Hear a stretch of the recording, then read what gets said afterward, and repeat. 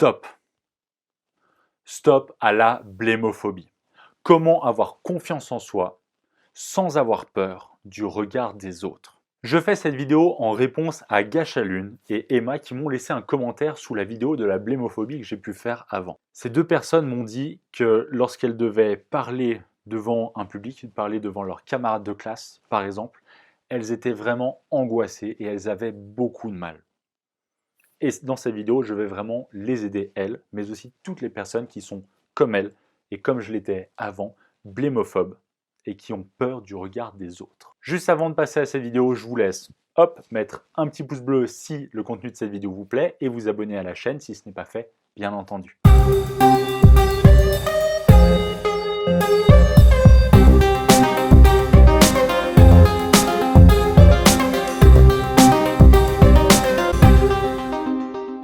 Mesdames, Messieurs les super communicants, bonjour à toutes et à tous et bienvenue dans cette vidéo. Je suis Quentin Méjean, votre coach et conseiller en communication orale à votre service. Dans cette vidéo, nous allons voir comment est-ce que vous allez pouvoir passer outre votre blémophobie. Cette blémophobie, c'est vraiment un sentiment qui est horrible. Je l'ai eu auparavant. Je comprends toutes les personnes qui le sont. Et là, vraiment, mon but est de vous aider à passer outre cette blémophobie, cet enfer, pour pouvoir atteindre une aisance à l'oral.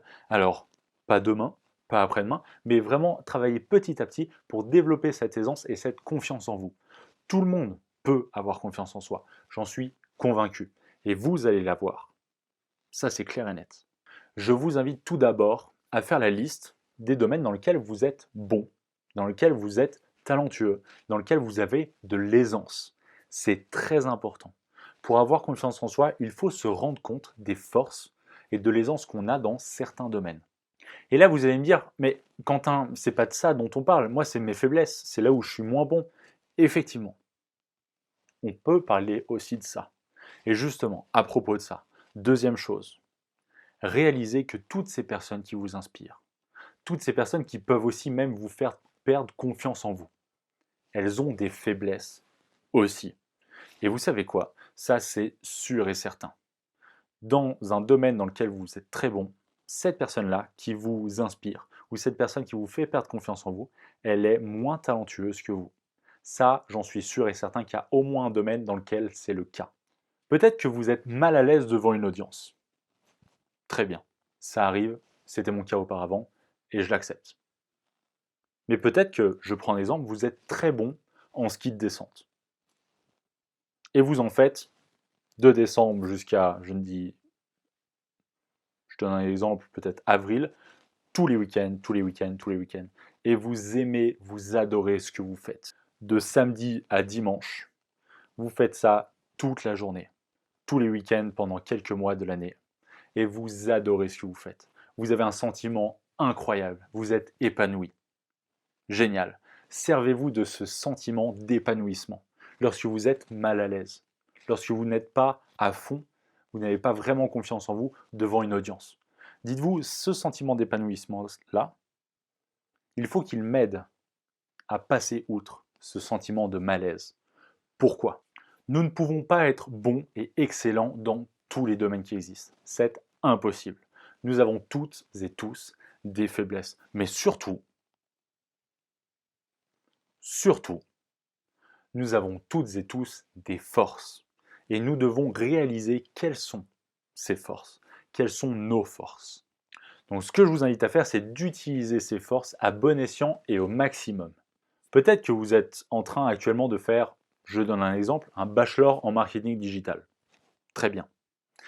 Vous cherchez un stage actuellement et vous vous dites, mais imagine que je tombe sur ce domaine-là du marketing, peut-être du SEO, peut-être du SEA. Je ne suis pas très bon dans ce domaine et j'aime pas trop faire ça. Alors que vous êtes excellent dans le community management.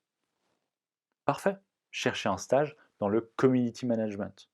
Servez-vous de vos forces, servez-vous de vos aisances pour pouvoir les utiliser à bon escient et au maximum. Vous allez non seulement adorer votre stage, mais en plus de ça être beaucoup plus performante, beaucoup plus performant. Donc toutes ces forces, essayez, faites-le, vraiment je vous invite à le faire, utilisez au maximum, le plus possible. Et vous allez vous rendre compte que vous pouvez et vous allez avoir réellement confiance en vous. Je vous remercie à toutes et à tous pour votre attention et pour cela, j'ai un petit cadeau en description juste en dessous. C'est un e-book totalement offert qui, donc vous pourrez l'obtenir en quelques secondes seulement, va vous aider à tuer votre trac et à captiver votre audience de la meilleure des manières en 33 principes. Ces 33 principes m'ont énormément aidé auparavant et m'aident encore aujourd'hui pour pouvoir tuer mon trac, parce que tout le monde a le trac, plus ou moins bien entendu, devant une audience, même les professionnels, les meilleurs speakers, qui vous voulez, mais aussi à travailler comment est-ce que vous pouvez captiver au maximum votre audience, impacter votre public de la meilleure des manières par rapport à votre message. Donc cet e-book, vous le trouverez en description juste en dessous et je vous invite vraiment à le lire pour pouvoir progresser au maximum.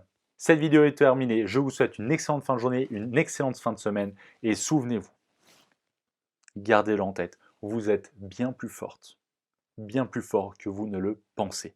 Et surtout, n'oubliez pas de sourire, le monde ne sera que meilleur. C'était Quentin Mejvan, je vous souhaite encore une fois une excellente fin de journée, une excellente fin de semaine. Ciao.